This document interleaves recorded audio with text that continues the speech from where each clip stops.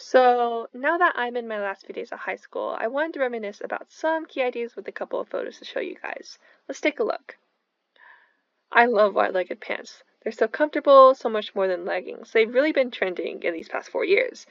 Maybe you wear them as well? Taylor Swift has done quite a lot in the past 4 years. That includes the Eras Tour and her two new albums, and I'm sure there's more.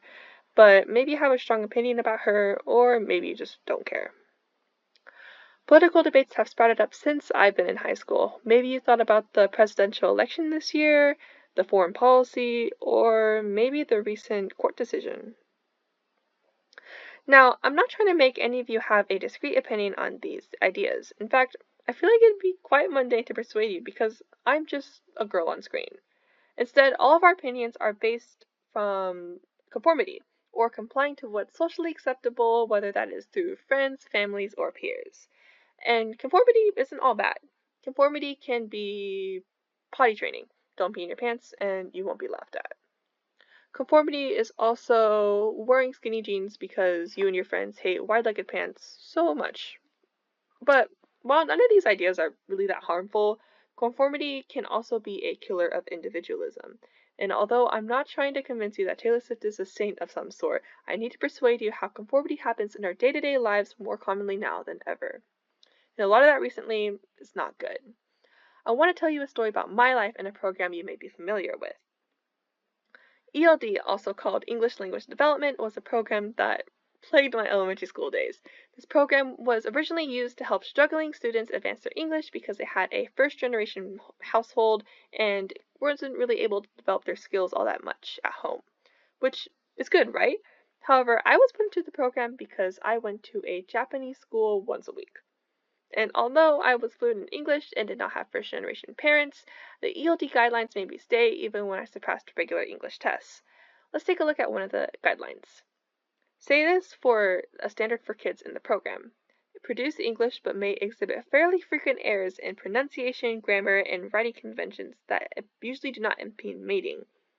Think about that. I was 4 years old when I was brought into the program, and I was supposed to speak fluent English. But now, the whole point of this anecdote isn't supposed to hate on the ELD program, but it's supposed to show how it touches a little bit on conformity and how it occurs more often. Like these programs, people are trying their best to work hard to help students by giving them resources to better their English, but in actuality, these programs can hurt people. They limit the work that individuals do to better themselves.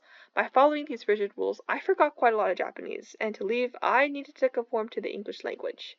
Now, I don't think this experience has really affected me so much, but I want to talk about some of the bigger implications of conformity in our world. Psychologist Peter Gray has a similar account as a father.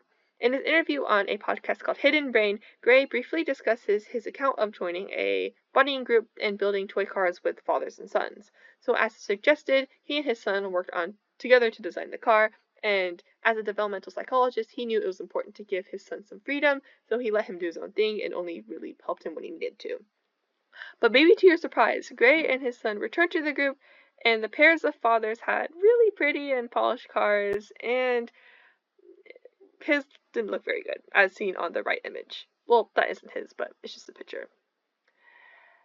For the rest of the cars, it turns out, obviously, that the fathers did most of the work. And while Gray's toy car may have been a joke for the rest of the day, parenting methods such as these are better, and the ones that are not are very not healthy. As children begin to conform to their parents' rules and expectations, it instills less independence and learned helplessness. In the worst cases, children have a higher risk of suicide, which Gray noted as his background as a psychologist.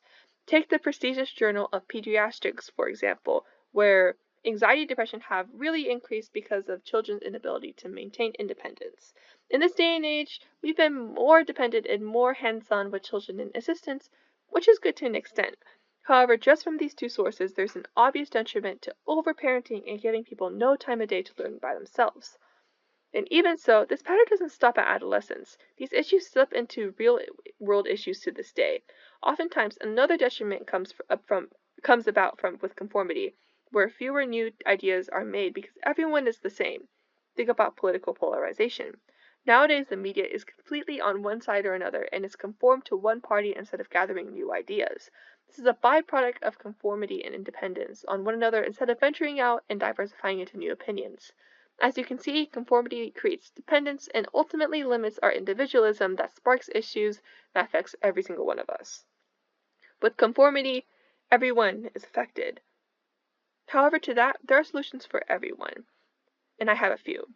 To venture off your phone and have others different talk to you. To limit the amount of group work and stick to individual assignments. To use your brain, not AI, on the internet to do your homework and work in general. And maybe we'll make the world more accommodating for everyone to come. And maybe if you have a child, you can tell them whatever jeans they want to wear. Thank you.